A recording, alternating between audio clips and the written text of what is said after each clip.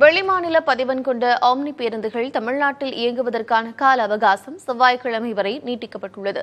போக்குவரத்து துறை அமைச்சர் சிவசங்கருடன் ஆம்னி பேருந்து உரிமையாளர்கள் நடத்திய பேச்சுவார்த்தையை தொடர்ந்து போக்குவரத்து துறை இதற்கான அனுமதியை வழங்கியுள்ளது.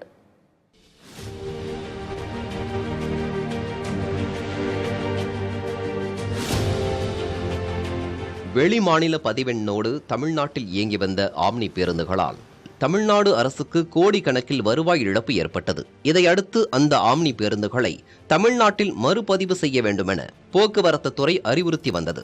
இதன் தொடர்ச்சியாக ஜூன் 14ஆம் தேதி நள்ளிரவு முதல் வெளிமாநில பதிவெண் கொண்ட ஆம்னி பேருந்துகள் தமிழ்நாட்டில் இயங்குவதற்கு தடை விதிக்கப்பட்டது. இதனால் 547 ஆம்னி பேருந்துகள் தமிழ்நாட்டில் இயங்க முடியாத நிலை ஏற்பட்டது.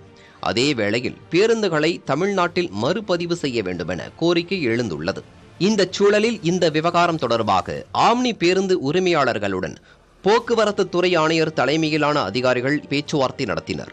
அப்போது ஆம்னி பேருந்து உரிமையாளர்கள் தமிழ்நாட்டின் பேருந்தை மறுபதிவு செய்ய கூடுதல் கால அவகாசம் கோரினர். ஆனால் அந்த கோரிக்கையை போக்குவரத்து துறை ஆணையர் நிராகரித்தார்.